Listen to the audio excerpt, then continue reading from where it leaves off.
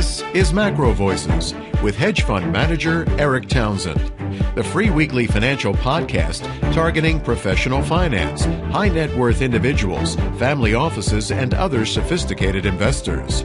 Macro Voices is all about the brightest minds in the world of finance and macroeconomics telling it like it is, bullish or bearish, no holds barred. Now, here are your hosts, Eric Townsend and Patrick Ceresna. Macro Voices episode 58 was recorded April 13th, 2017. I'm Eric Townsend.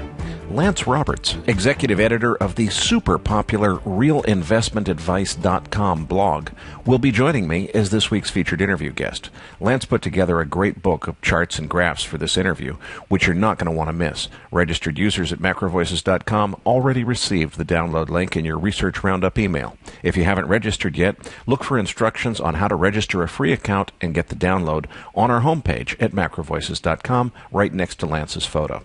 And I'm Patrick Ceresna. Now, Eric, let's get into looking at the market outlook here. And I was just looking at the S&P 500, and just in like the last 20, 30 minutes, we saw it just continue selling hard. Right now, as we close on the day, it's looking at around 23, 25 on the S&P, on the futures.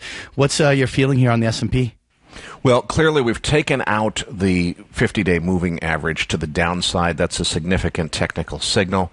But again, in terms of the big picture, what this feels to me is like the summer of 1999.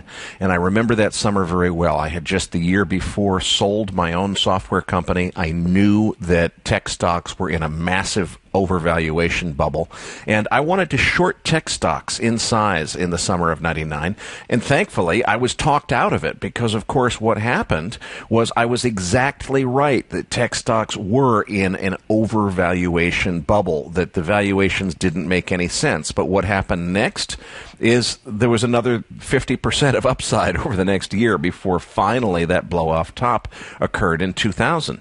So we don't know when this thing is over. Is it finally ended? Has this rally that has not made sense for the last few hundred S&P points finally come to an end? Has the Trump trade finally ended, and we're seeing that with these technical breakdowns? Or is this just going to be another by the dip moment? We don't know that. Morgan Stanley had a note out this week saying they expect a 30% upside from here in the final stages of the bull market before the top is finally in. Is that right or is it wrong? I don't know. They don't know. I don't think anybody knows.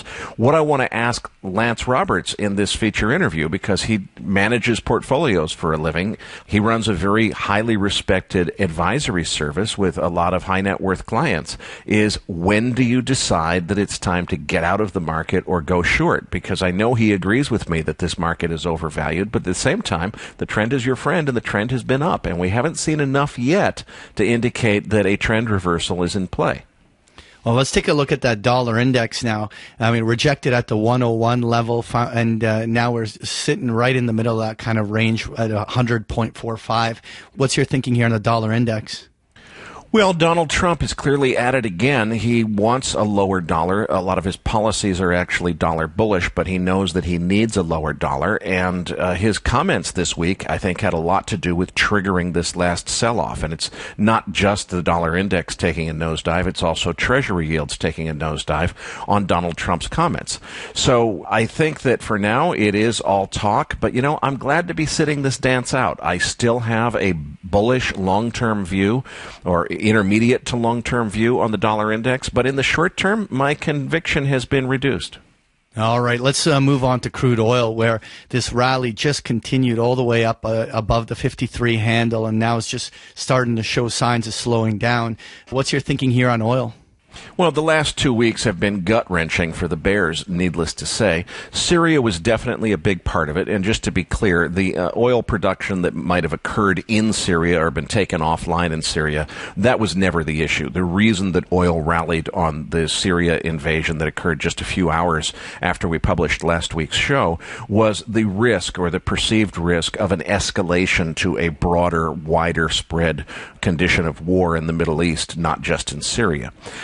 Frankly, this rally has also been driven so much by OPEC rhetoric. It felt to me last week like if an OPEC minister farted that we were going to have the market rally on news of increased natural gas production. I mean, it was just crazy for a while. But, I think maybe it's run out of steam because despite the fact that our friends at hashtag OOTT had a bearish forecast expecting a big build on crude oil inventories, we got modestly bullish data from EIA this week. The crude oil drawdown of 2.2 million barrels was much larger than analysts' expectations. Cushing, Oklahoma saw a 276,000 barrel build. Now, that was, in fact, a build to all-time new highs, about 90% of operating capacity at Cushing, but offset by the nationwide drawdown of 2.2 million barrels. Gasoline saw a 3 million barrel drawdown, distillates a 2 million barrel drawdown. So, 2.2 million on crude, another 3 million in gasoline, 2.2 in distillates. Those are pretty big drawdowns across the board. The only thing that was a build was Cushing, and it was a small build. So you would think that would, especially in this environment where the market's just latching on to any potential sign of good news, to rally even higher. What we saw is a spike on that news to a higher print. It only lasted a couple of minutes, and then it rolled over.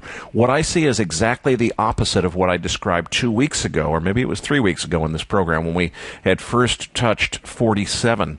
And we saw that rejection of 47, and it looked like we'd reached an exhaustion condition because it was right after the inventory report. I thought it should have kept going down through 47 to even lower numbers than that. What happened is the selling was exhausted. Well, it looks like now maybe the buying is exhausted, and we're going to see this thing is over. Production was up 36,000 barrels, or about 0.4% in the United States. That, of course, should be bearish. A lot of people are saying that was what caused the price rollover, but frankly, I don't think that very small 0.4% increase in production, which was very easily predicted because you can tell from lagging the rig count that production is going to keep ticking up. I don't think that offsets the surprise in terms of across-the-board drawdowns on inventory as well as finished products, yet the market still rolled over and has been headed lower since that event. So I think it's finally out of steam. I think that it makes sense that it's out of steam because put this in perspective, Patrick. Think about what this is really all about. This rally, as far as I can tell, before Syria happened, it was all being fueled by this excitement about the OPEC cut continuation. Now stop and think about what that means. They take something, a 1.8 million barrel cut in production that OPEC agreed to several months ago, that clearly and demonstrably through hard data has not worked at all. And the bullish euphoria is because they've decided to take what has not worked at all and keep doing the same thing for another 6 months. There's no reason for all this bullish euphoria. Sure, the Syria thing makes sense, but the rest of it has just been driven on OPEC hype. So in the absence of a further geopolitical escalation, of course, North Korea sends a nuclear warhead our way. Anything could happen. But barring a geopolitical escalation, I think maybe that this overdone rally is over, and I'm looking forward to potentially taking out first the 50 and then the 200-day moving averages to the downside. I say that's my prediction. Then again, I didn't think it was going to go nearly as high as it has. I suppose you could take the other view and say, hey, we're back to that 53 to 55 trading range that we were stuck in for quite a while, and I didn't think we were coming back to it. So who knows? I'll be very, very surprised, Patrick, if we get above 55 again here, but anything's possible. Well, I have to share that view. Like one thing that I'm certainly looking from a technical perspective is that what kind of failed rallies we start to see. When I want to observe an oil is every time it rallies, if it starts showing those signs of active distribution, and then you can really start kind of seeing whether or not that big rollover occurs there. But, I want to move on to gold here because what a breakout. That 1260 was such an important overhead resistance, and the moment gold broke that, it just took off. I mean, we're up now at the 1286 level. What's your thinking on gold here? Well, obviously, I'm kicking myself for not following my own call and buying at 1125 right after the December rate cut. But what we've seen now is the price of gold has been bid up by geopolitical risks, Syria and then North Korea. It could get worse, but statistically, the more likely outcome is that this blows over and North Korea does not, nuke the United States, and we do not see a Russian-U.S. escalation as a result of the situation in Syria. So I'm not really anxious to buy it here. Technicians I'm watching are saying that a pullback to 1220 is likely in the cards before it moves higher. I certainly regret not buying 11-something. We get into low 1200s, maybe I'll start dipping my toe in the water. But at this point, I think it's already been pushed pretty hard by these geopolitical risks. And unless there's a geopolitical escalation, I think maybe a pullback is in the cards. Yeah, there's probably a few more dollars on the upside. Maybe we even see 1300 or 1320, but it's probably going to have some sort of a throwback here. Let's also take a look at these bonds. I mean, literally the moment gold broke out, the yields on that 10-year gave out at the 230 level, and we've been heading lower on those yields since. What's your thinking here on the bonds? Well, as you say, we traded today below 2.25, just as I predicted would happen. Donald Trump talking down the dollar had a secondary effect of talking down bond yields at the same time. What I want to see is how long that lasts. Is it just going to be a reaction to that jawboning, or are we on the way to a sub 2% bond yield? I'm very interested to see what happens next. I'm leaning towards yields continue to deteriorate. I did follow up with Juliette DeClercq after last week's interview. She's still very bullish on bonds, thinks that we're headed still towards lower yields. Thanks for the market update, Eric. Before we go on to our featured interview, I have a couple of housekeeping announcements. Macro Voices will be published one day early next week, late Wednesday evening on April 19th to accommodate travel schedules. We'll return to our regular Thursday evening release schedule the following week. Lance Roberts is the chief editor of The Real Investment Advice and host of the Lance Roberts radio show.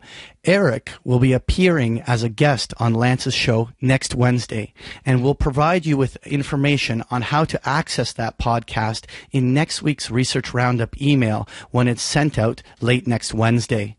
Now, there's a chart book to accompany today's interview. If you do not have access to the chart book, the instructions are on macrovoices.com's website in the description for this podcast right beside the picture of Lance. Erik's interview with Lance is coming up as Macro Voices continues right here at macrovoices.com. And now, with this week's special guest, here's hedge fund manager Erik Townsend. Joining me next on the program is Lance Roberts, CIO at Clarity Financial and executive editor of realinvestmentadvice.com. Lance, I really appreciate your coming on the program. I've been looking forward to this one, and I just want to acknowledge for our listeners something I really respect about your style is I talk to a lot of our guests about this phenomenon that, as far as I'm concerned, this whole bull market that we've seen since 2009 has really been driven by Fed liquidity. And I get lots of head nods and mm-hms and so forth. Your case, you just go straight to let's put together a chart book and talk about hard data, look at the charts and graphs. So I strongly recommend that our listeners download the book of charts that you sent us. And why don't we jump right into it and talk about this, because I think you share my view that this whole bull market has really been driven by liquidity. But why don't we start with page 3 of the download. Talk us through this. What are we seeing here? And, is there any reason to think anything other than central bank liquidity is what's been driving this bull market? Well, I don't want to. The answer to your question is yes. There's a big driver has been central bank liquidity, and of course, from that, there's been some other inputs into that, which has certainly been beneficial to the extension of the bull market. But if we extract out the liquidity that was being brought in by the central banks, and of course, the QE program specifically, what you'll see is that the S&P would be trading probably closer to 15 or 1600 rather than 24 or 2500. And that's the extent to which the Federal Reserve interventions have done by injecting liquidity through the system. But it's not been just the QE programs. There's also been a variety of other bailouts that have occurred along the way that have also helped fuel growth in terms of earnings. And again, there's a big differentiator between what's happened in the economy really since 2009 If we take a look at earnings growth, which is what happens at the bottom line of a balance sheet, that's grown by over about 230% during that 9-year period. That's in total, right? So if we go back to 2009 and look at earnings growth in total since that period of time, earnings growth at the bottom line has grown by about 230%. But revenue, what happens at the top line, has only grown by about 23 to 25%. So what's happening at inside of balance sheets is because of the repeal of FASB Rule 157, which, by the way, is still repealed and allows banks to mark assets to fantasy values rather than having to mark them to fair market value. This has boosted earnings. This has created a lot of growth. Of course, wage cuts and cost reductions and productivity increases by corporations, but tax write-offs, et cetera, have all gone down to the bottom line and created a push in earnings that really is not as real as you would think it would, as real as it sounds when you consider the slow growth in revenue that you've had at the top line. Now, as far as where this is headed, a lot of people would say, this bull market has gone so long. We're way long in the tooth on the business cycle. Mm-hmm. But the thing I look for is, okay, what's the catalyst that's going to change it? So is the Fed now talking about reducing the size of their balance sheet, shrinking it maybe beginning this year? Is that going to be the catalyst that brings a bear market, or what comes next? What do you see changing this picture? That's the question that I get the most often is well, Lance, you're talking about the risk in the markets, and we've got these huge extensions of price over long-term means. So from a technical basis, we take a look at leverage within the system, whether it's margin debt or corporate debt versus equity. Whatever you look at, you're absolutely right. We're extremely long in the tooth in terms of this particular economic and business cycle, as well as market cycles. Second longest bull market on record right now. So valuations at the top 3 highest levels of valuation all time, only broken by the abnormality of really what PEs were back in 2000, because so many companies didn't even have earnings at that point, the technology companies, and, of course, the peak in 1929. So you take a look at all those factors, you say, well, yeah, a bear market's obvious. We're going to end this cycle. And the question, and to your question, the same question I always get is, well, Lance, what's going to cause that? What's going to be the thing that trips us up? Here's the answer. I don't know. And neither do you, and neither does anybody else, because the things that we do know that are going to be the problem. As an example, as we talk about currently today, right, we've got geopolitical risk all over the world. We're dropping tomahawks in the middle of Syria. We've got the Carl Vinson carrier group sitting off the coast of North Korea. We've got China rattling sabers in the South China Sea. That didn't cause a problem. The markets held up during all of that for the most part. No real rattle there. When we take a look around, all these things that we think should be a problem don't seem to be a problem because the markets factor them in very quickly. Let's go back to 2008 for a moment and think about what happened in the financial crisis. In 2008, we had Bear Stearns early in 2008. Federal Reserve bailed them out. Didn't rattle the markets. In fact, markets went to new highs following that. And then we started kind of selling off in the early parts of June and July. We got a sell signal. I recommended then that people start getting out of the market, starting going to safety because, well, we had all the evidence that a potential correction was coming. Of course, at that point in time, Ben Bernanke was saying, hey, it's a Goldilocks economy. Don't worry about it. Everybody was bullish on the markets. This is just a temporary bump. We're all, by the dip. We're all going to all-time highs. Well, nobody counted on the one thing that occurred in September of that year, which was when Lehman Brothers was forced into bankruptcy. See, it was a catalyst that nobody had counted on. It was something that nobody could factor into. Nobody had even thought about the risk of something like a Lehman being forced into bankruptcy that disrupted all the counterparty risk.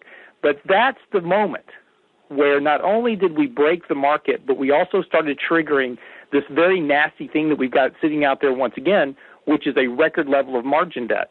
See, the issue with margin debt, people go, well, margin debt's fine. It's no big deal. Don't worry. It's nothing you should worry about. The problem with margin debt is that as long as it's going up, you're okay. I often equate it to, basically dousing yourself in gasoline. You can douse yourself in gasoline and it's not a problem. Just don't get close to a match. And the problem here is with margin debt is that as long as it's going up or stable, you're okay. But when when prices begin to decline enough, that's when you begin to trigger margin calls. Margin calls induce more selling because you have to meet the margin call, which triggers more margin calls. And the next thing you know, you get 1,000, 2,000 point plunge in the markets. because of the impact of margin debt. Margin debt matters a lot once it's triggered. It's just not important now, and the markets aren't paying attention to it because there's no risk. I want to push back on this subject of margin debt because, first of all, personally, I couldn't possibly agree more with you that this is a big risk. There's too much leverage in the system, and this is not going to end well.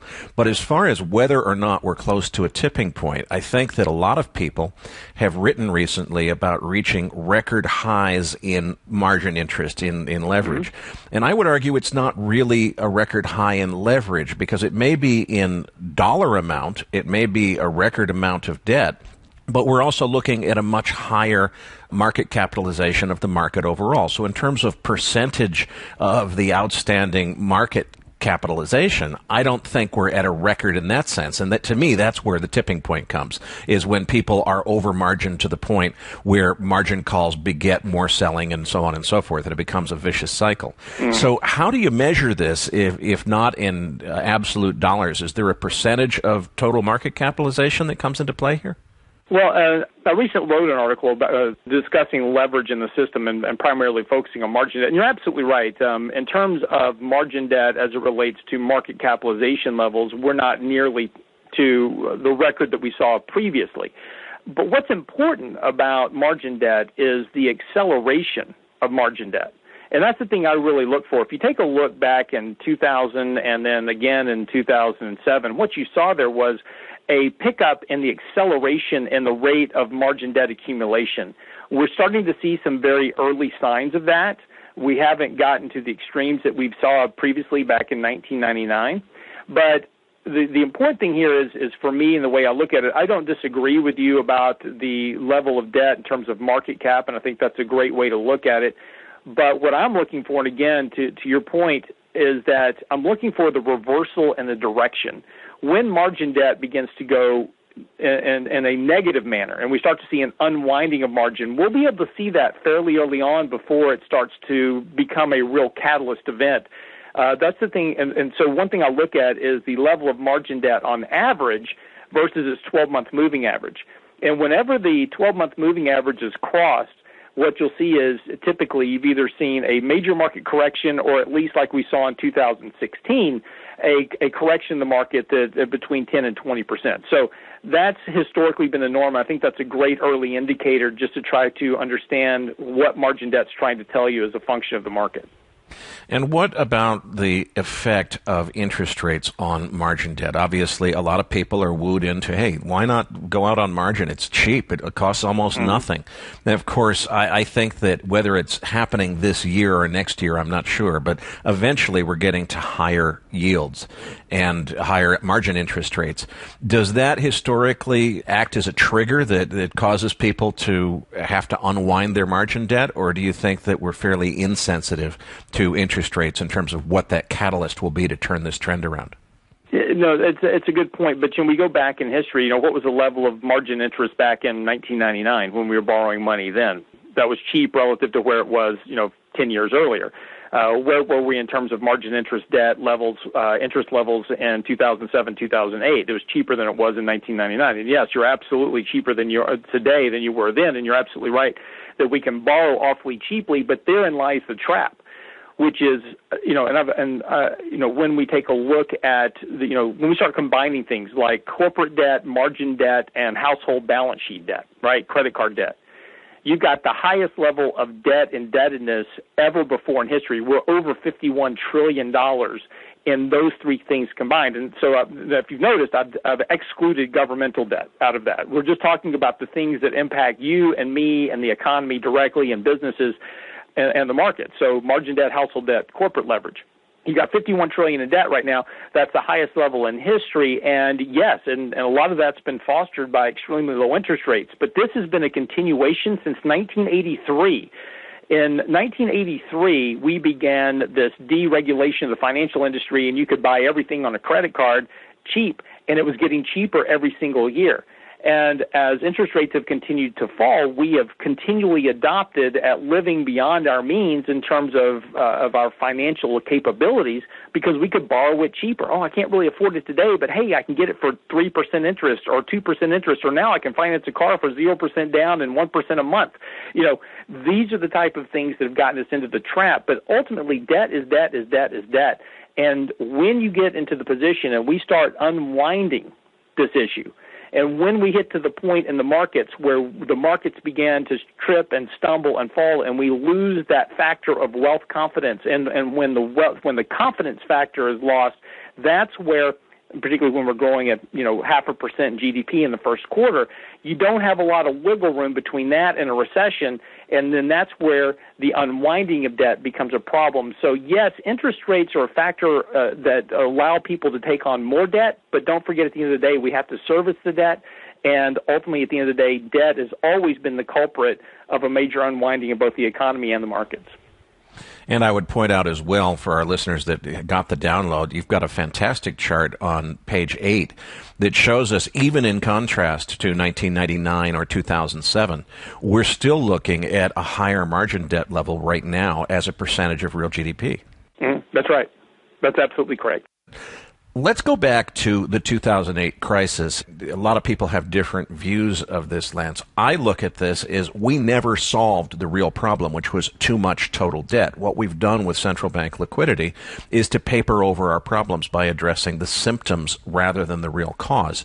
And a view that I've held for several years is when the shit really hits the fan here is when we get to another crisis, but we have a macro backdrop that's inflation as opposed to deflation, because at that point, the central bankers' hands are tied. They can't just print money to print their way out of a problem, because that would exacerbate the inflation. Now, we're a long ways from that. I'm curious, would you agree with that view, that that's where the big risk eventually comes in, and how far off do you think that might be? So the two things that come in when we talk about the Fed printing money, okay, so there's two views about that. First of all, we talking about printing actual currency, or are we talking about printing digital currency in terms of doing quantitative easing? And the reason there's a difference to that is that what the Fed did in 2009, 10, 11, 12, 13 is we were printing digital currency. In other words, we were crediting bank reserves to provide liquidity in the system, pulling bonds out of the banking system, giving the banking system liquidity in which they could go leverage the Japanese yen against the U.S. dollar and then go trade proprietary assets and whatever it is, right? So that's how they fueled the financial markets. Ben Bernanke even came out in 2010 and says, hey, look, we are trying to lift asset prices. That boosts consumer confidence. That should translate into higher economic growth.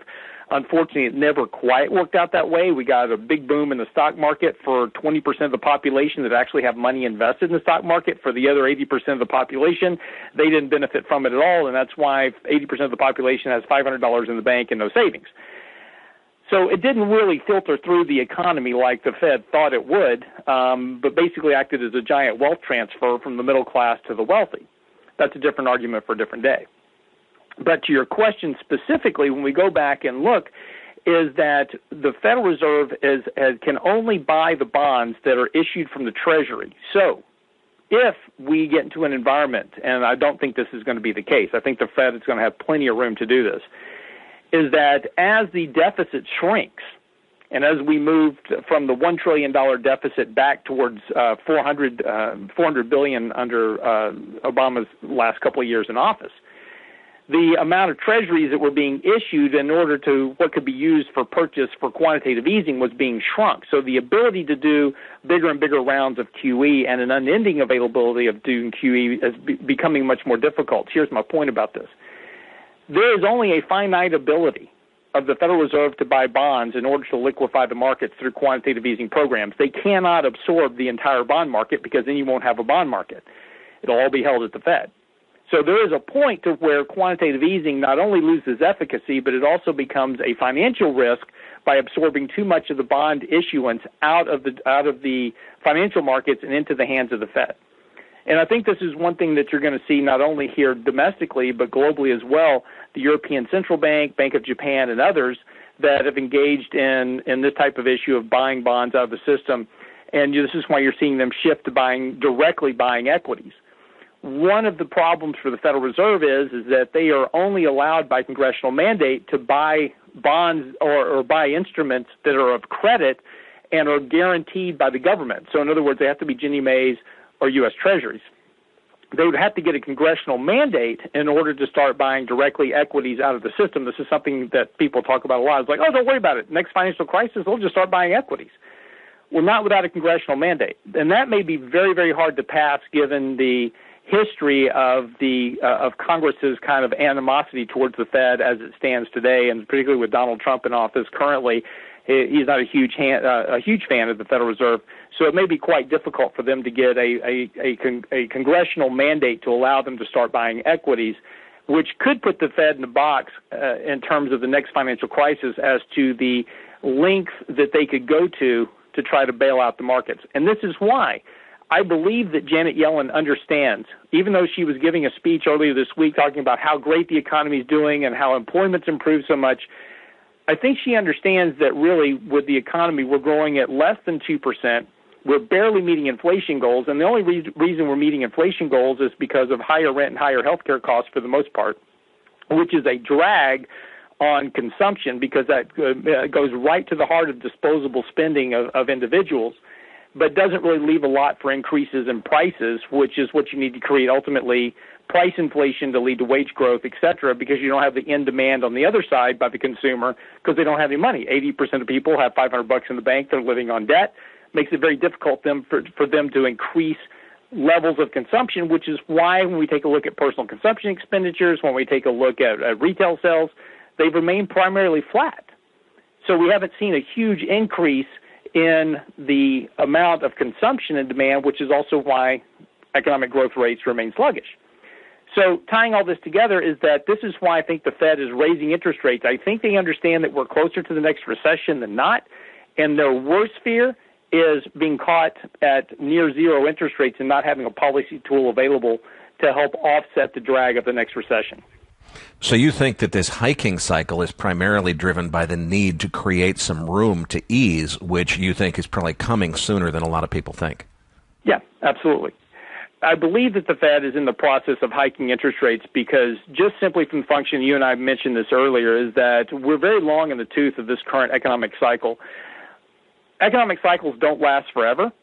People say that economic cycles don't die of old age, but technically they do. There's generally a catalyst that we attribute to it at some point. It says, oh, well, had it not been for A, B, or C, then the economy wouldn't have been in a recession, but there is always a catalyst that comes along at a time. So we've had lots of catalysts over the last few years. We've had the emerging market issues. We've had Greece. We've had all these other things.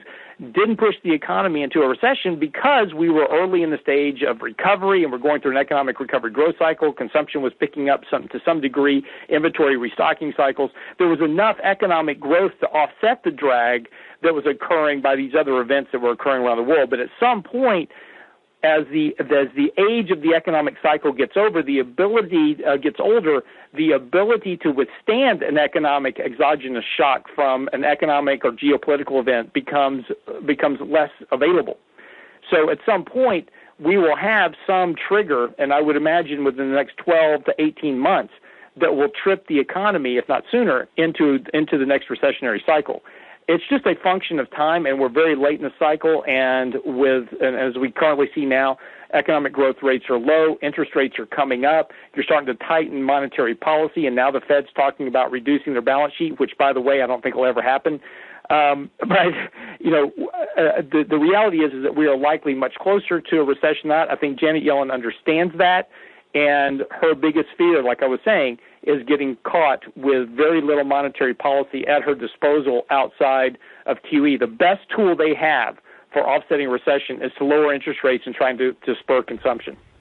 Well, and I agree with you completely, and I think that this announcement about shrinking the balance sheet is exactly the same thing as the hike that exists for the purpose of being able to ease later. I think that this comment about, supposedly shrinking the balance sheet is being made now so that they can take it back later and be perceived as having done something positive. Exactly. Let's tie this all together in terms of the equity market. If we look at all of this, I think you and I agree that this equity market has been fueled by what you might describe as some artificial artificial factors. But at the same time, I think we also agree that there's no real reason to conclude that it's necessarily over. So I think we probably also agree that a bear market is coming, but maybe not quite yet. What are the signals that you watch most closely? What are the things that tell you, okay, that's it, it's time to get short here? This thing is just done. I have a very dear friend of mine, Greg Morris. Greg Morris used to manage money for Stadium Mutual Funds. They were about a $4 billion fund company. He's also one of the guys behind StockCharts.com. Great technical analyst, wrote some wonderful books on investing with a trend and some other things like that. Great reads. Anybody that needs to understand technical analysis, I certainly suggest they read Investing with a Trend by Greg Morris. It's a great primer to understanding the markets. He has a very simple philosophy. If the prices are going up, you stay long the market. If the prices are going down, you get out of the market or short the market. There's a very simple philosophy that as long as the markets are trending positively, in other words, you're in a bullish trend, you can either be long or neutral. That's it. Those are your only two choices in a bullish trending market. In a negatively trending market, you can only be neutral or short. You can't be long in a bearishly trending market. Now, the problem with this is how people define bulls and bears. Now, normally when you listen to the media, they say, well, you don't have a bear market until you drop 20%. I don't know about you, but I don't like losing 20% of my capital. So what I look for is looking for when the trend of the market is no longer, when the price trend of the market is no longer trending positively. So if you take a look at 50-day moving averages, what you can pick, you can draw directional trend lines. You can use moving averages. Pick your poison. It doesn't matter what you use. But as long as the general price trend is moving higher, I want to remain either long the market or I remain neutral from the market. And right now, as an example, we're very long the market, but we are holding a little bit of extra cash. Then we raised that cash. I wrote in my newsletter a couple of weeks ago that we were raising cash back in February heading into March because we suspected that there were some things that were going to occur, that health care was going to be a problem, and, of course, tax reform was going to be a bit of a problem. And so we raised some cash back then, expecting some sloppiness in the market. We went long. We've been long bonds since the beginning of this year. Once we got up to 2.6% on interest rates, we went long fixed income because of the rotation trade from risk to safety that we thought would occur. And that's exactly what's happened. Now, but I'm still long the market because nothing has violated that longer-term bullish trend at this point. Now, it may. And when it does, and we break some level of support that is important, and the directional trend of the market is no longer positive but now negative, I will either be cash or short the market in heavy bonds.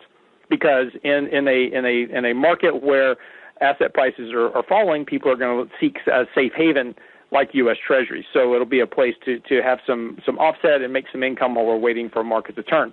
This is the same philosophy we used back in 2008 to get out of the market, same thing we used back in 1999, 2000 to get out of the market. It's not complicated. It's not rocket science. It's not some black box thing. It's simply looking at a chart and saying, hey, guess what? Prices aren't going up anymore. Time to get out. I want to come around to fixed income next, but before we go there, I want to focus on what's probably my favorite chart in the download that you sent us, which is on page 10, where you're talking about the economic deficit. And to me, what this chart is basically telling us is that a very well-known rule of central banking is that it's okay to have debt in the system, but the debt is not allowed to grow faster than the underlying economy. And, when the European Union was formed, they created the Maastricht Treaty just to mandate that the individual countries would not be allowed to violate that basic rule of prudence that says when the grown-ups are in charge, you don't let the debt grow faster than the economy. And if I look at this chart, it just so beautifully illustrates that it looks like in the 80s sometime, early half of the 80s, the inmates took over the asylum. And I look at the scope of this economic deficit, and I say, wait a minute, how could this possibly have happened? And it makes me wonder, how far does it get to? If I take the analogy of, an individual, if somebody's got a little bit more debt than they should, well, they can get out of that. They can work it off. When you meet the guy who's a minimum wage guy who's got $84,000 in credit card debt because he somehow managed to con the credit card companies into giving him 27 cards that banks didn't know about all the other ones. Okay, that guy's walking dead. He's a zombie. He's going bankrupt. There's just no way around it. And I look at this chart, and I'm saying, wow, Lance, you're really showing me a very compelling story that looks like it might be too late to get us out of this. And I don't think it's just sovereign debt. It's total debt in the economy is just way out of proportion to where it should be. So how does this possibly end well? Is it recoverable? Sure. The problem is you just won't like the recovery. Take your example of the guy with $84,000 worth of credit card debt, and he makes $30,000 a year. He can get out of debt in a couple of manners, right? He can either file for bankruptcy, right? He can just default on his debt and walk away from everything, or he can take the approach of, hey, I'm going to pay it off. And in order to pay it off, what does he have to do at home, right? He's no longer doing anything at home. He's not going anywhere. He's eating rice and beans, and he's literally shoveling every piece of excess dollar, scrap, et cetera, that he can find into paying off the debt. Of course, the lifestyle that he lives at that point is not great. And this is the same point that we're talking about here. To your question, can we solve this $20 trillion in debt problem? I don't think anybody misunderstands that when you have $20 trillion in debt and you've got debt at 105% of GDP, that there's a drag on the economic growth rate. And people talk about, hey, we're going to get to 3 or 4% economic growth. No, we're not. Let me just be really clear. No, we're not. And the reason is that when you have debt, and not just governmental debt at $20 trillion, but now let's talk about Social Security and Medicare. There's another $40-50 trillion of unfunded liability there that's got to be dealt with at some point. And then we talk about corporate leverage. We talk about margin debt, consumer household debt leverage, et cetera. We've got debt to an extent of which we have never seen before within the history of the United States. Well, the thing about debt, and just as with our example of the guy that's heavily leveraged at home with little income, the debt service requirements, just to keep your head above water, paying the minimum payment and the interest charge, eats up a lot of your ability of your disposable income to make ends meet. And this is what we see across America right now. People, it's interesting because when we look at it, we talk about people have $500 in savings, and that's because they're paying house notes, credit card notes, they're paying car notes, they're paying student loan debt.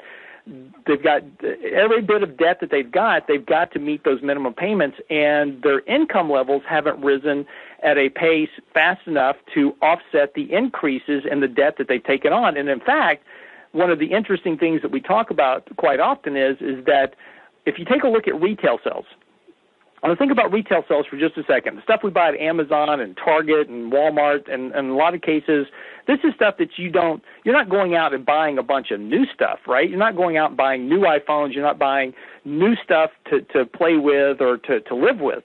In a lot of cases, you're going out and you're spending money just to maintain your current standard of living. You're buying toilet paper and gasoline and food and these type of issues. And what we're seeing is we're seeing a ramp up in credit card debt, but we're not seeing a subsequent ramp up in the amount of retail sales. And what that tells you is that people are having to resort to using credit card debt in order just to maintain their standard of living, not increase their standard of living. And this is a dichotomy of something that we hadn't seen before. In the 80s and 90s, we increased debt, household debt, by about $12 trillion. But we saw a subsequent increase in the standard of living during that time. People were buying bigger houses and better cars and iPhones and computers and all this other stuff. But that level of debt increase has now continued up, but we're not seeing the same ramp up in consumption as a percentage of the overall economy. Now, remember, consumption today is about 70% of GDP. Back in the early 80s, it was closer to 60. So we've increased by a large amount the amount of consumption that makes up our economic growth rate, but today we're not massively increasing that economic consumption as from the consumer side, but we're seeing a bigger increase in debt. So the problem now becomes back. That's a long way to answer your question. The only way you get out of this problem is that ultimately you've got to implement austerity, but nobody wants to do that. Nobody wants to give up Social Security. Nobody wants to give up Medicaid. Nobody wants to give up their government benefits. Nobody wants to give up their lifestyle. Nobody wants to cut back on spending. And this is why guys like Dave Ramsey have 80 million followers, because everybody's in debt at their eyeballs, and they're all looking for the get-out-of-jail-free card that isn't there. Well, and I would make the argument that in a representative democracy, it is impossible to repay the debt for the reason that you just described, which is you're absolutely right. This could be done. You need a guy like Ron Paul to stand up and say, okay, folks, we've been irresponsible and reckless. We need to really tighten the belt here. We're going, elect me, and I'm going to make sure that your standard of living goes down dramatically so that we can do the right thing for the country in the long term. Guess what? Ron Paul didn't get elected and never will. And anybody else who just tries for that reason, by the way. Yeah, exactly. And, I think it was actually the right message, but there's no way that's ever going to play in a democracy. So I am concerned that we're at a point where we have this mountain of debt, which although theoretically it could be serviceable, I think it is unserviceable within our political system. And I wanted to just get that thought as a backdrop before I move into the next topic, which is the 35-year bond bull market. Treasuries, U.S. Treasury debt is at, I would say, artificially high price levels and artificially low interest rates designed intentionally by the Federal Reserve in order to achieve the goal of what I consider to be really remedying symptoms rather than the core problems that caused the financial crisis. So are we now at the point where the top is in 134 or whatever the low yield on the 10-year? Was that it? Or if we come to another recession, is there going to be a last hurrah before the bond bull market is over and we start to see a secular return to historically normal interest rates? Well, first of all, I'm not going to disagree with you, okay, but I have a different view. And this is what my wife says to me. She goes, I don't disagree, honey, I just have a different view. Which means she's telling, and that's her gentle way of saying I'm wrong. But, that's okay. But the issue is simply that there's a different dynamic at play here. And if we, and I will agree with you that if we were in a normal market environment and we had a normal demographic cycle and we had a normal situation within our economic growth and capacity and deficits and these type of things, I would agree with you that we would very likely be at or near the end of the great bond bull market. Now, let's talk about something. Going back to 1870, if we take a look at long-term interest rates, there have been two previous periods in history where we broke the long-term median interest rate of the 10-year Treasury. The first time that we broke that, it was 37 years before we got back to the median. The second time we broke it, it was 42 years before we got back to the median. Currently, right now, we're 7 years into the cycle. So just from that very standpoint alone, it could be another 2 decades before we get back to a median interest rate. But there's a difference between those previous two periods and today that make this potentially more of a situation that we are currently watching in another country. We've got a demographic issue. We currently have we have this massive group of baby boomers that are now moving out of the economic system and into retirement and eventually dying off. But as they move into retirement, they're now starting to extract capital from the markets. The other side of this coin is let's also remember what makes interest rates go up. Interest rates are a function of three factors: wage growth, inflationary pressures, and economic growth. And the reason that those three factors are critically important is because interest rates are a function of borrowing cost and inputs into a business. Let me explain. I'm a business and I want to go out and I want to build a new facility. As a business owner, if I'm going to go out and make a capital expenditure and I'm going to borrow the money to go make that capital expenditure, if my borrowing cost is 5%, just as an example, and I look at the profitability of my venture and my venture is going to yield a 7% annual rate of return, then I will borrow the money at 5 and I will go out and do my facility at 7 and I'll collect a 2% spread until my debt's paid off and then I'm good to go. Well, what I need to make sure and always be on the positive side of that, and if you go back and look at the 1940s, 50s, and 60s, and 70s, as we came back from World War II and we began to rebuild the global economy.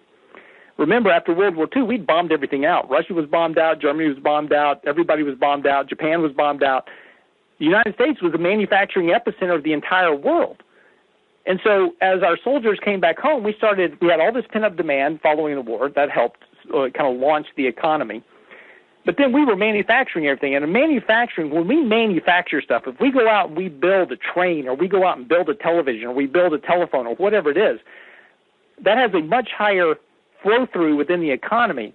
It's called the multiplier effect. In other words, every dollar I spend on building a piece of equipment yields $4 or $5 within the economy versus an Uber ride, which, in terms of a service sector type product, may only yield $1, has a much lower multiplier effect.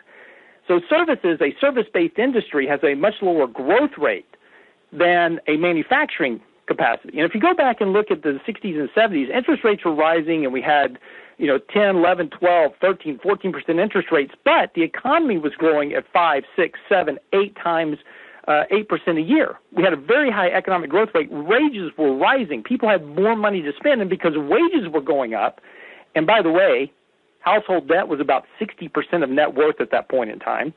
So the household balance sheet was in very, very good shape. So as interest rates went up, businesses could afford the higher borrowing costs. They could borrow money and still sell their products at a higher price to the consumer, which was not heavily leveraged, so they had lots of liquidity and saving. Savings rates were rising. In other words, you had all the factors available to lift interest rates and allow interest rates to go up because inflationary pressures were rising, and inflationary pressures were rising because businesses could charge more for the products, goods, and services they were providing, and consumers could afford the higher prices because their wages were going up. So that's the math. Now, what have we not had? Now, you pointed out that you caught the look on that graph, that economic deficit graph. You caught the year, 1983. What happened in 1983 that was so critically important? Ronald Reagan takes office, and I'm going to argue that I think Paul Volcker might have made a mistake. Paul Volcker comes in with Ronald Reagan. I say, we have to break the back of this inflation and interest rates. I had a client that actually bought 30-year treasuries back in 1983 and just sat on them for 20 years, collected the coupon, made a killing. But people argue that he had to come in and break the back of inflation and interest rates, but when he did that, we have now seen, and of course Ronald Reagan, deregulated the financial sector, which allowed banks to start issuing out credit like crazy. So a couple of things happened. First of all, the household debt to net worth ratio soared to 140% by 2000. Economic growth rates went from 8% to 4%. Inflation fell from 14% to 5% by 2000. Interest rates fell from 10, 11, 12, 13% down to 5% by 2000. In other words, everything started going in reverse. Wages fell. Wages have been falling. The growth rate of wages have been declining for the last 30 years. The growth rate of the economy has been declining. And so in order to offset declining wage growth, declining inflation, declining economic growth, declining ability to maintain a standard of living, consumers have had to resort to debt to maintain their standard of living that they've wanted. So we're the only country in the world where poor people live in a 3-bedroom house with a swimming pool. So today the problem here is you want higher interest rates, but you don't have any ability to foster the type of economic environment that you need to sustain higher rates. So now when rates go up, it immediately impacts consumption, which immediately slows the economy, which immediately draws interest rates back lower. What country sounds like this? Japan. They've got the same demographic problem. They've got the same pension problem as we have with Social Security and Medicare, and they've got the same consumption problem. So you take a look at Japan. They've been locked at low interest rates for 30 years. I think there's a real possibility, like I said before, interest rates can remain low for a very long period of time, and we're very early in this cycle. So while we may not be at the beginning of a new bond bull market, we're probably not in the new bond bear market either. We may be in a bond stable market where interest rates remain between 1% and 2% for the next 10 years. And what does that mean in terms of the economy's ability to operate if you're not rewarding capital for investment? There's a lot of consequences to being in a low interest rate environment. Is it just economic stagnation? Where does that take the real economy? Economic stagnation. And that's really the easiest way to look at it, is that we may be in an environment where we see 2% economic growth as being the high watermark. And it's also, ironically, what the Fed's predicting. It's also what the CBO's predicting for the next decade.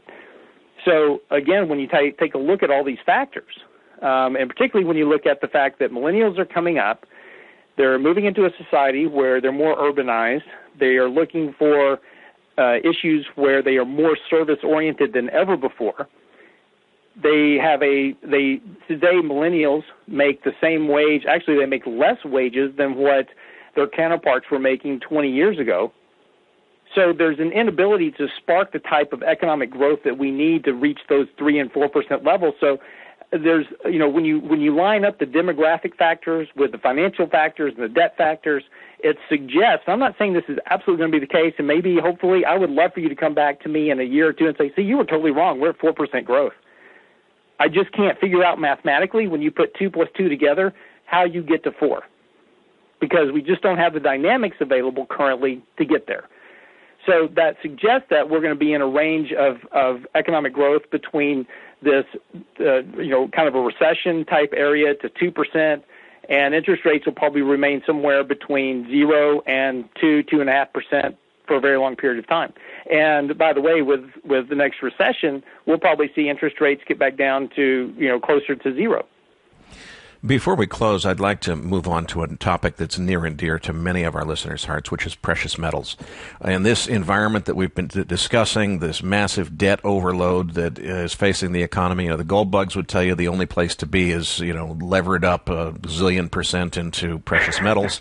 And at the same time, we also have the very well framed argument that a lot of people are saying, look, whether Donald Trump likes a strong dollar or not, his policies are very dollar bullish, and that can only be gold and silver bearish. So how do you see this? What's your outlook for precious metals? So let me qualify by saying that I'm not the guy that's sitting on a big bunker full of gold at my house. I have a big bunker full of lead, because I figure that in a worst-case scenario, if I get into an environment where I need to go get gold, I would rather have guns and bullets to go acquire that with, rather than be the guy sitting there without them and having the gold.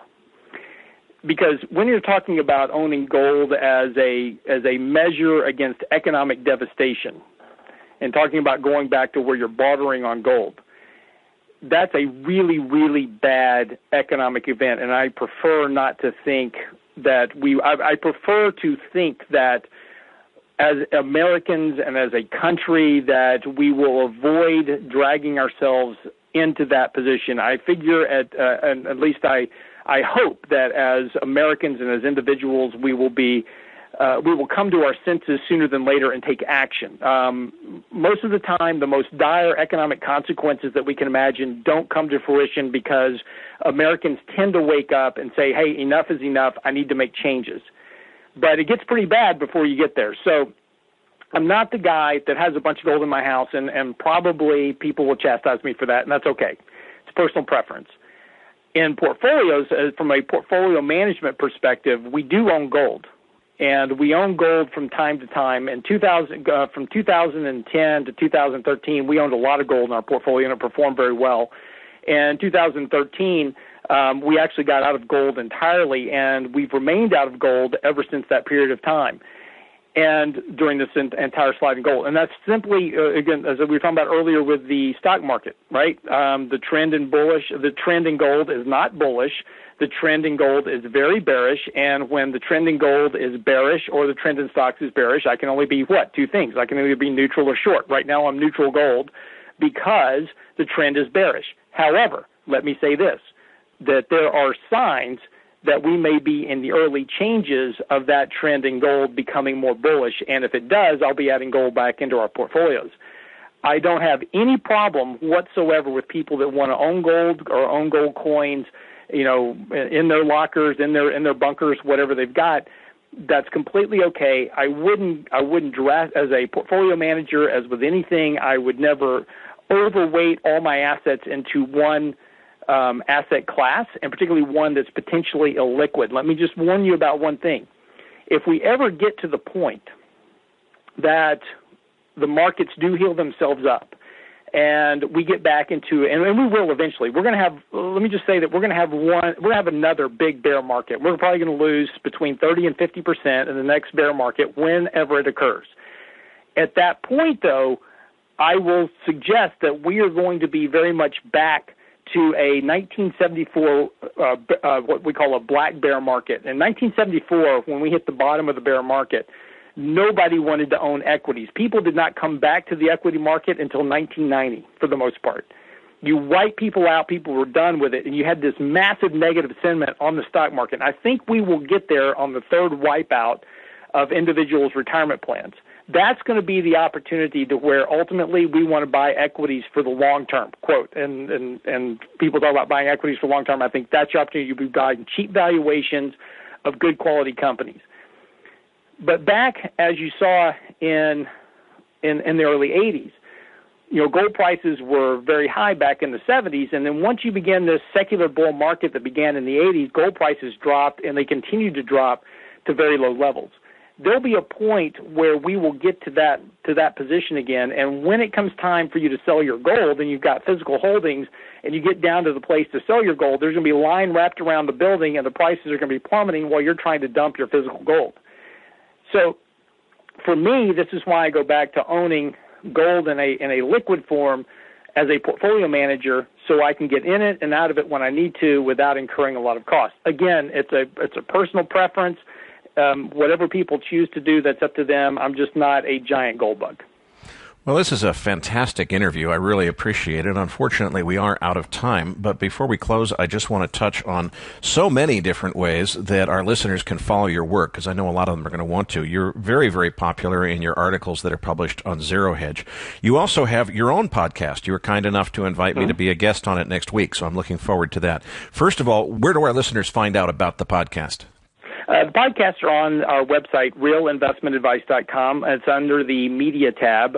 We both list our podcast on the site as well as to SoundCloud. So if you have a SoundCloud app on your phone, you can actually drag down the podcast from the Real Investment Hour onto your phone from that as well. But of course, at the website, realinvestmentadvice.com, we also have our daily blog posts. We've got a weekly newsletter.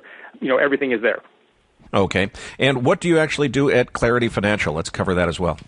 I am the Chief Investment Strategist and Portfolio Manager at Clarity Financial. My job is basically I build and run portfolios for individual clients, mostly high net worth investors and mostly primarily retirees, people that are moving into retirement, and capital preservation is a much bigger issue. In my portfolios, you won't find Tesla, you won't find Snap, because valuations are a key driver of those portfolios, and capital preservation is a big thing. So interest rates and bonds, these are very, very key critical factors for our clients, and we build portfolios around that.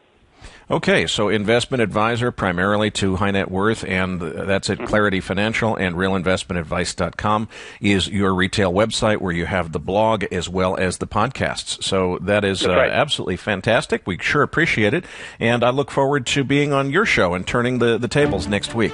Patrick Ceresna and I will be back as Macro Voices continues right here at macrovoices.com. Macro Voices is a listener-driven program.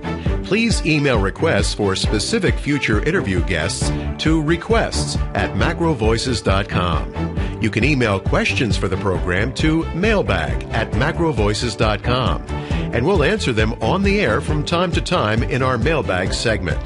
We also welcome your suggestions for how we can improve the program. Now, back to your hosts, Eric Townsend and Patrick Ceresna. Eric, what a great interview with Lance. I always really enjoy listening to our guests that talk about liquidity, because I find liquidity such an important factor in where the market goes next. And he really put together some really interesting charts on that. What were your thoughts on the interview? The thing that stood out for me was, although it's an old lesson, it's a very, very important one. When Lance so succinctly explained, when the market major trend is up, which it is right now, your choices are to be long or to be out.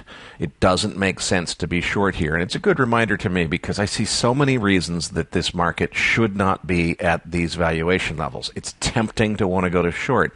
You can't do that, because the trend is your friend, and the trend is up, as much as it doesn't make sense to me. Now, for the last several months, Patrick, we've focused many of these post-game segments on the topic of using option writing as an asset class.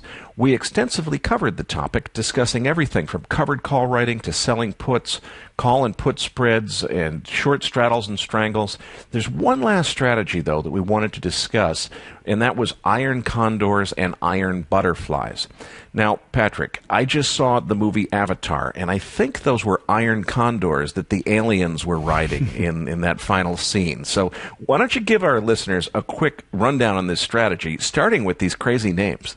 Yeah, I find it a little humorous. All these outlandish names options traders give these option combinations, which to a beginner makes it appear very overwhelming.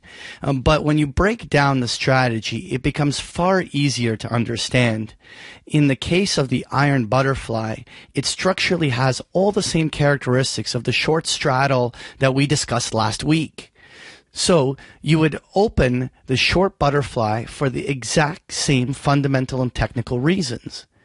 So what makes it different? With the short straddle, you are naked a short call option and naked a short put option. Basically, you have these big undefined tail risks on the outlier moves in the market. But with the short butterfly, what you're doing is the same strategy, but rather than opening this as a naked position on either leg, you're rather opening a call credit spread and simultaneously opening a put credit spread. So what makes an iron butterfly a butterfly is that the short call and the short put within the spreads are straddled on a specific price point for that maximum profitability, creating that V shape to the chart pattern. You mentioned the V-shape. We should probably explain that where these crazy names actually come from is drawing the risk-return profile on a chart. The shape of that risk-return profile sort of kind of a little bit looks like a butterfly or a condor, although I think, as you say, that they're stretching these the creativity that goes into some of these names.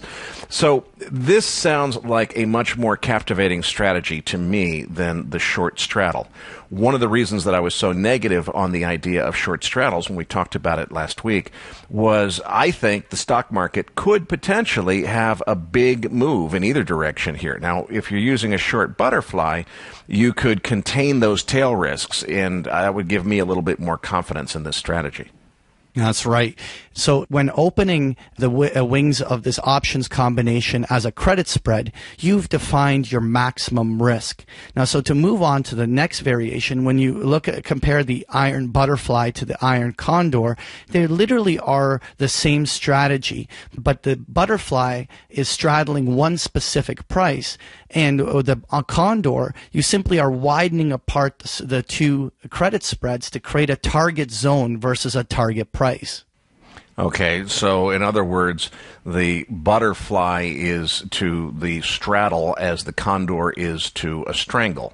I think, though, that the best way to approach this is going to be with an example.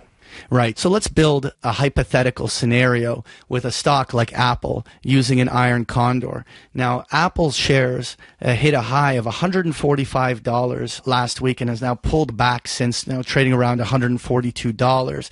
So let's say our trader feels that Apple has finished this rally and it is unlikely to go much higher, but at the same time believes that most of the sell-offs will be very shallow and likely to find quick support. And so the outlook here has to be one that Apple's going to be range bound from its outcome perspective.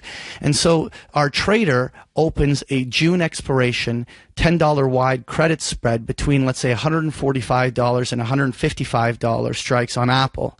In addition, the trader opens a June expiration $10 wide put credit spread, and let's say between the $135 to $125 strikes. So the combination together creates a credit income of somewhere just under $4. Now, to be clear for our listeners, that also means that you're basically creating a sweet spot for maximum profitability, which occurs if Apple closes within that range between $135 and $145. Exactly. Now, traders can adjust this space, this $10 zone, higher or lower based upon their forecasts or expectations. And while there is a $10 sweet spot, I do want to stress that the trader's profit zone actually lies between $131 to $149, almost a $20 range. So long as you can pick a stock where you think there's a very high probability that the stock will stay within that zone, you can just sit back and see how it plays out. Well, that sounds good. I like before I sit back and do anything to understand my risk first. So this strategy basically has the same characteristics of the straddle or strangle in that only one of those spreads could be a loss because the market can't go two directions at once. The other one is guaranteed to be 100% profit. So we need to focus on how much we could lose on the one that could be a loss. And in this case, with a $10 spread, that's our downside risk, but we've got a $4 credit, which is what we made. It sounds like we got $4 of profit potential and a maximum risk of $6. So that's a pretty good ratio. I feel a lot better about that strategy than the unlimited loss that could theoretically occur in the short straddle or strangle. No, exactly. That is the appeal to the trader doing this strategy. Condors and butterflies over that of doing straddles and strangles. The first point is that the maximum loss can only be reached on expiration date. So if there's a major move in Apple, either way, higher or lower, let's say we're out to June and in the middle of May it makes this really big move, the trader can usually cut out of the position at a much smaller loss early rather than realizing a full $6 risk. This is also a really neat strategy because many stocks spend extended periods of time range-bound consolidating versus trending, so traders can sit back and harvest profits consistently, and eventually when the stock breaks out, the trader just cuts out of the trade and takes a quick loss and then moves on to another candidate. Okay, so how does this fit into your overarching theme we've been talking about for the last several weeks of option writing as an asset class in a portfolio? Well, very similar to like we discussed last week, the money managers that apply this strategy to their portfolios do so usually because they have a very large exposure to equities. And so they use this as a complementary strategy to generate income on there. So by having a component allocated to iron condors or butterflies, you are creating an alternative return for when equities are doing little or nothing. So in a flat market, there's additional returns beyond that just of getting dividends.